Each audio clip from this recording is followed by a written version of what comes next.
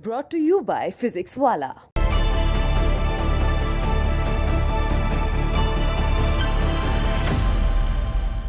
थोड़ा भी नेता प्रतिपक्ष हम लोगों से नहीं मानते, हो सकता है वे पूजा ना करते हो,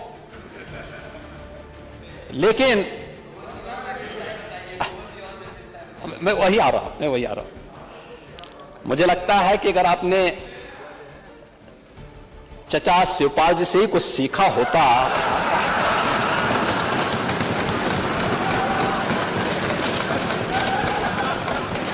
तो पूजा कैसे होती है, और पूजा में जब स्वीकार कर लेना। मैं देखता था माननीय नेता प्रतिपक्ष को, एक तरफ किसान की बात कर रहे थे, दूसरी तरफ उन्हें गोबर में बदबू नजर आ रही थी। कैसी विडंबना है। अरे गोबर तो हमारे यहां गाय का गोबर तो बड़ा पवित्र माना गया है, और मुझे लगता है कि थोड़ा भी नेता प्रतिपक्ष हम लोगों से नहीं मानते, हो सकता है वे पूजा ना करते हो, लेकिन मैं वही आ रहा हूं। मुझे लगता है कि अगर आपने चचा शिवपाल जी से ही कुछ सीखा होता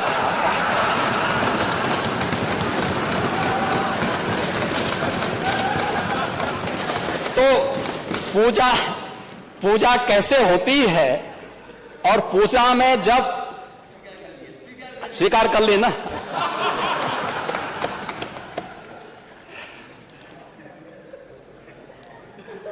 आप देखते होंगे घरों में जब पूजा होती है, हर एक जगह मूर्ति नहीं होती।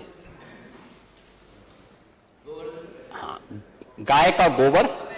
आप तो इसीलिए चाचा के संपर्क में आने का परिणाम है ये।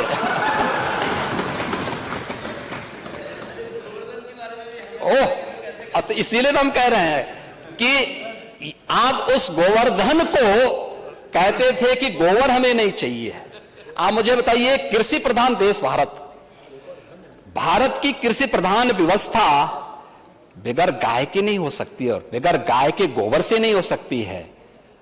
गाय के गोबर यानी ये पूजा से लेकर के, संस्कार से लेकर के, भारत की कृषि प्रधान व्यवस्था को जो हम लोग नेचुरल फार्मिंग के नए कार्यक्रम को लेकर के आ रहे हैं, ये नेचुरल फार्मिंग के साथ में तो चाहूंगा आप में से बहुत सारे माननीय सदस्य इसमें किसान हैं, प्रगतिशील किसान हैं।